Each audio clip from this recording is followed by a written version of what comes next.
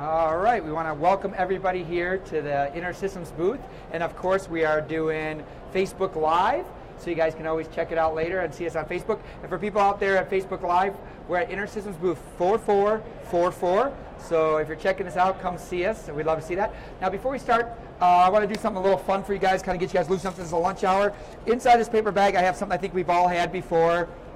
The Rubik's Cube. All right, this reminds us a lot of different booths here. When you first see different solutions, it looks like it's going to be easy to do. And you guys know how this works. I'm going to kind of just do a couple turns, but I want to make sure it's really turn. Sir, what is your name over here? That's all right.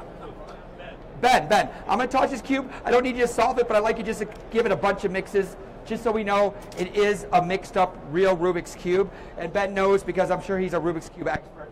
Now, Ben, like I was saying, a lot of times, when you go to different booths, the solution looks easy at first, but then once you get it, let's see how Ben did. Oh, he's doing good. That's right. I want to make sure. Do you feel comfortable there? It's pretty mixed up? Yep. There's not a bunch on either side.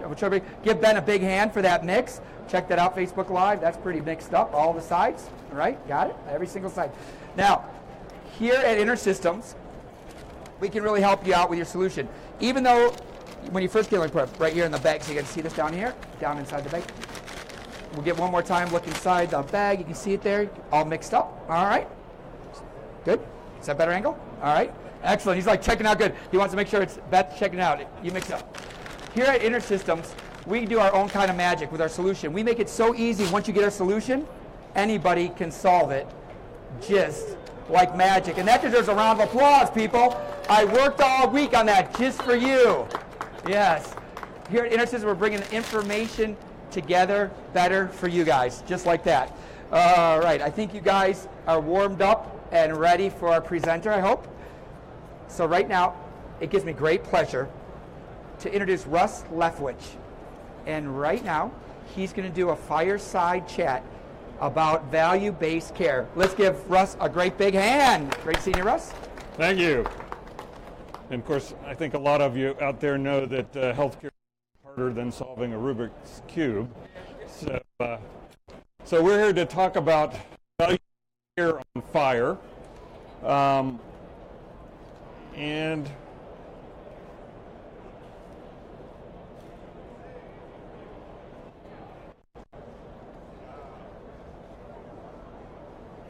as soon as the slide moves.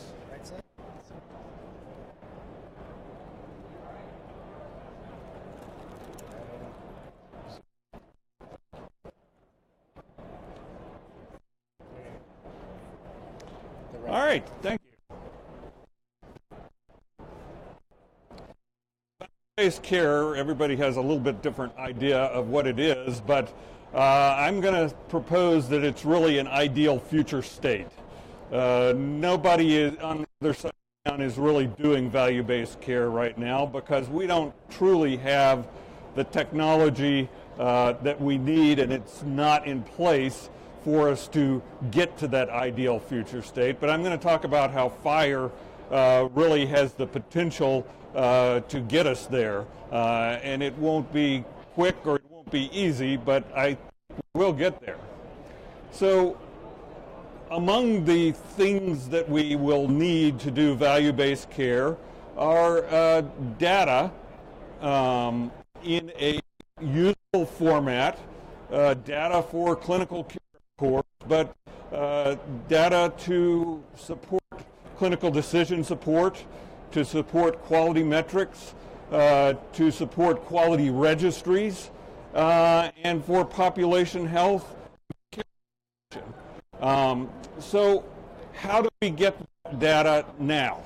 Well, the world doesn't look like this anymore in most places, but we still get the data the same way for those uses that we did when the world did look like this. Typically, and it dates back 30 or 40 years ago, when we wanted data for quality reporting for registries, we send a person with a questionnaire form, a survey form, to look at the patient's record, which may be electronic, and get that data into a form, and then it gets into a data repository from there. So we, in most cases, still put a human in between the source of the data and the registry where we want to be able to use the data. And that interjects some variability because those people aren't all the same. It also is a tremendously labor-intensive process, and it's not the way we're going to get to value-based care. And even when we have electronic data capture, it's an electronic form that a human still fills in many cases. We do get some data from data streams, from standards, from claims, but it's not nearly what we're going to need where we want to be. And one of the reasons is that the world now looks like this diagram that you see in front of you. The data is no longer in one place in an EHR. The data is in many different places for an individual or for a population. It's in EHRs, it's in pharmacy systems, it's in payer systems, it's in our mobile devices, it's in genomic sequencing labs, it's in many different places. And not only is it in a lot of places, but there's a lot more data than there was when this construct of having a human abstract data from charts was created. And this is an estimate by Dr. William Stead at Vanderbilt of how much data there is per decision we make in medicine. And obviously some decisions are more complex than others, but for complex decisions, Dr. Stead estimates in 1980 there were about 10 facts. In 2018 now, there are about 700 facts relevant to a decision we make in healthcare. The other pertinent line on this graph, which is, you can tell, an exponential graph, the other pertinent line, which is a straight line, is the number of facts a human can handle in their head making a decision. It's 5. And I like to think I'm 6 or even 7. But in 1980, I was already behind, and in 2018, we're all behind. And the only way to solve that problem is if the data is in a computable format. About 11 years ago, the HL7 organization had a task force that was posed with the problem of the data is in an increasing number of places and formats and amounts, and people are getting used to data being online, not offline. People have mobile devices.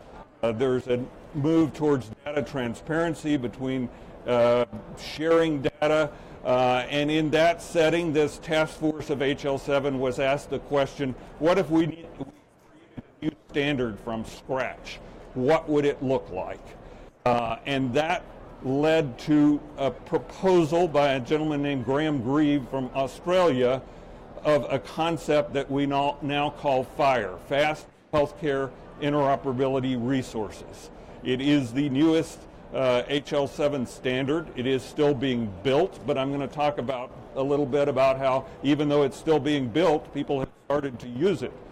So to explain what FHIR, F-H-I-R, really is, it's a REST interface in its essence, and most of us don't really understand what that is. REST is actually an acronym for representational state, meaning you represent the data that's on one server in its current state on another server. So that's the basis of how a lot of the e-commerce and social media apps that we use every day work, but probably the easiest way to explain it is your favorite travel website. And when you go to your favorite travel website and say, I want to go from Boston to London on May the 9th, in a few seconds you see flights from a lot of different airlines on the page, screen in front of you, looking similar with a departure time, an arrival time, a price. And that works not because your favorite travel website has downloaded all the airline schedules. It works because the airline industry has agreed on how they're going to represent the data in airplane flight.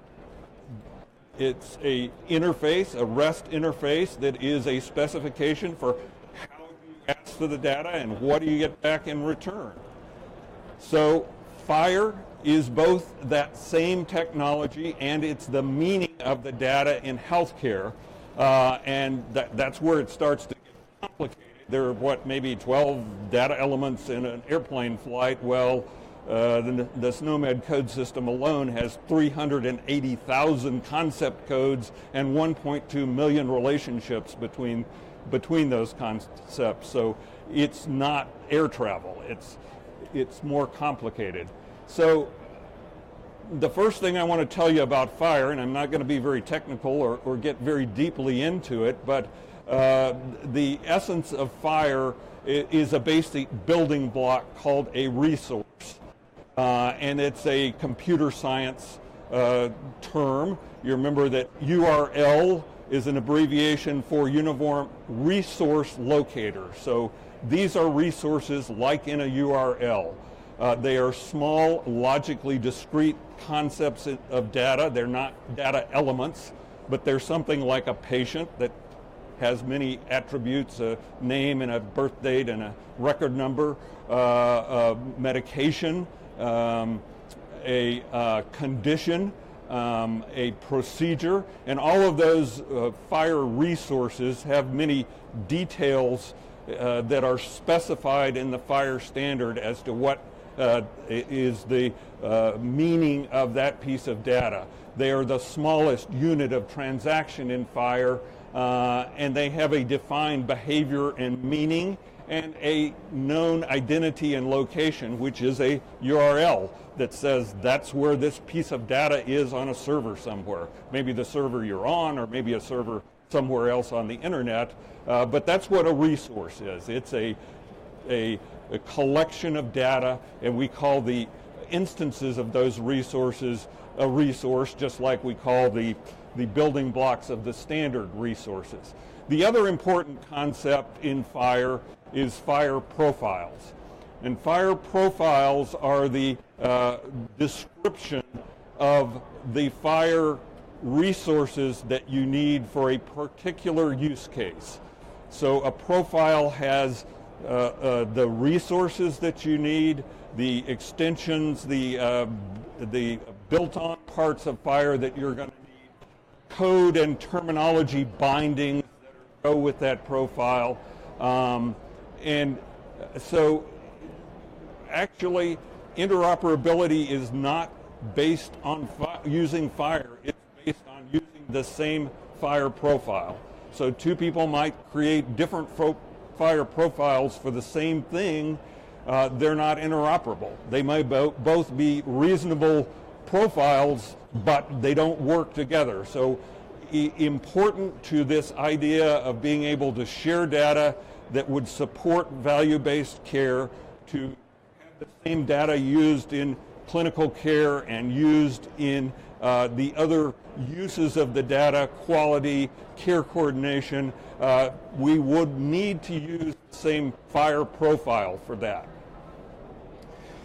One thing that means for FHIR that's entirely different from the past standards is that you can use FHIR in different interoperability paradigms just as it is, as long as you're using the same FHIR profile, because the FHIR profile for that data carries the meaning of that data with it, the terminology, the codes.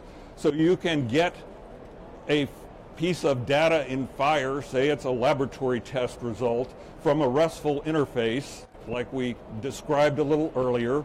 You could drop that laboratory test result as FHIR into a document that would be the equivalent of a CDA document, and you don't have to do anything to change it. You could take that same piece of data and put it into a message that's like an HL7 V2 message and send it to another system. Or you could use that piece of data in services like decision support services, and you don't have to change the data when you move it into those different uses, which is profoundly different from existing standards, which you would have to go to all kinds of transformations to change the lab result in a V2 message into a lab result in a CDA document. So this is part of the reason FHIR is the solution to this value-based care data need that we have, because one definition of interoperability is that when we exchange data, we both mean the same thing. Since the meaning of the data is in that FHIR resource and goes with it, it meets that very strict definition of interoperability. So, as I said, it takes some work, but FHIR has the potential. And there's a lot of work to do. Healthcare isn't rocket science. It's a lot harder. And so there is work to do to make FHIR accomplish this concept of value-based care. Let me talk a little about that work and how we need to solve the problem. And suppose that two individuals had never seen this animal before, and one of them looks at it and says it's a black horse with white stripes, and the other one says it's a white horse with black stripes. Well, any kid can understand that they're talking about the same thing, because humans, even though they can only handle 5 facts in a decision, are very good at pattern recognition and at disambiguating different descriptions of data, but computers aren't. So for computers to be able to exchange data between and know exactly what it means, we have to create a definition, a description of that piece of data, and we call it a clinical information model, and it's a representation of the concepts, the relationships, and the rules related to whatever piece of data we're talking about.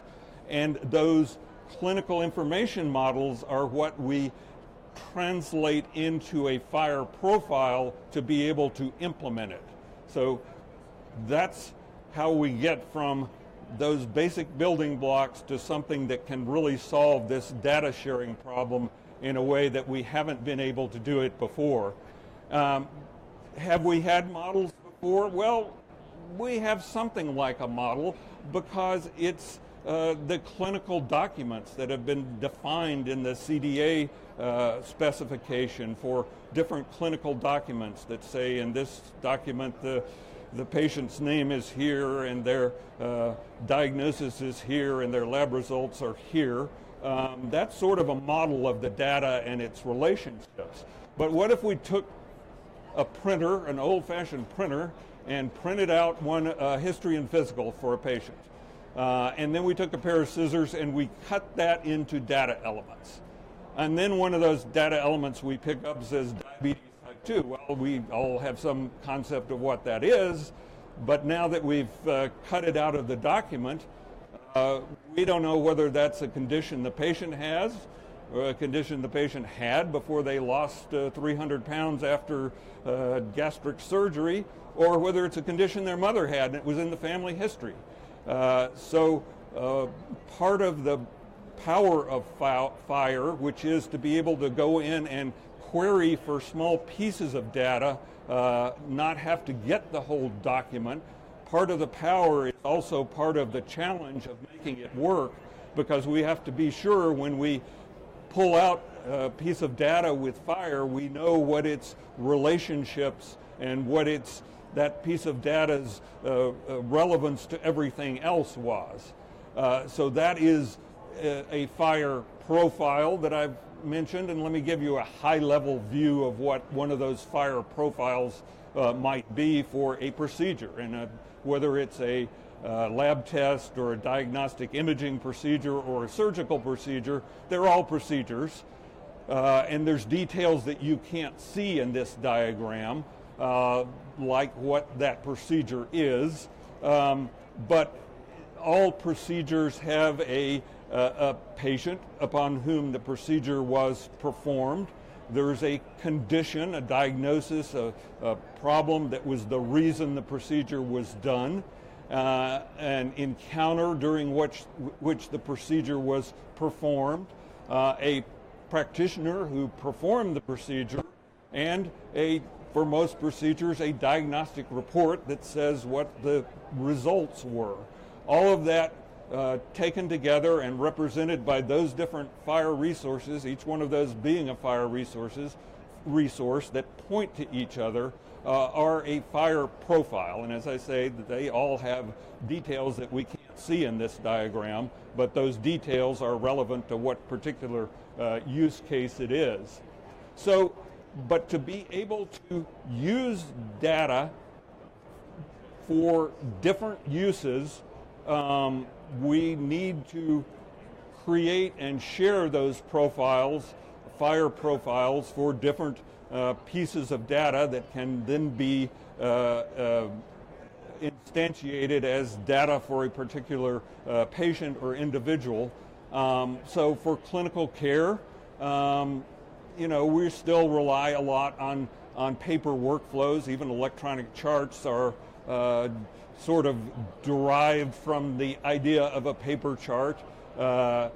Data is still, everybody is still using faxes and sending data by fax. There's still manual input required by physicians, which is becoming almost impossible as the amount of data increases. And that's not anybody's fault. That's not the government's fault. That's not the payer's fault.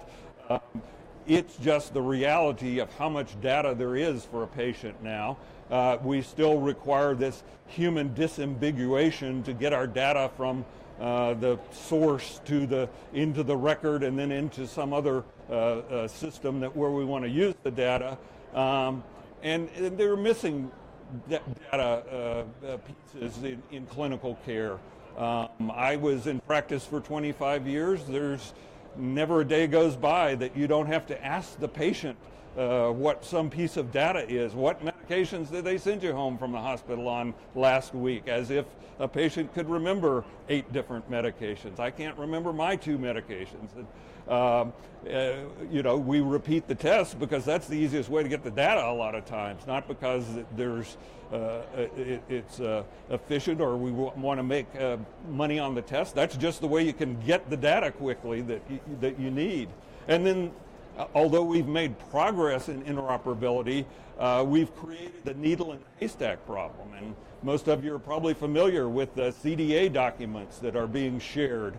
And they are 70 pages long, maybe. And all you wanted was to know if the patient got a flu shot this year. And you've got to sift through looking for that needle in this haystack of data. And it gets worse. And although there are computer applications that can pull data out of CDA documents, that's not an efficient way to do it. What's more, CDA documents, as they say, are like snowflakes. There are no 2 that are alike, and you don't always get a consistent representation of the data. Decision support is dependent on data being presented in a particular fashion. And now, in the past, decision support has been limited by having to recreate the logic and the database needed in each EHR system. There's important efforts to solve that problem by some of our friends like Visual DX, who have a web service essentially that makes it possible for different EHRs to use the same logic, but getting the data to that web service decision support in a way that it can be reliably used is still something that is something of a challenge. Shared data element definitions and clinical data models will enable this for CDS, for quality, for a lot of other uses of the data beyond clinical care. And the same is happening in population health.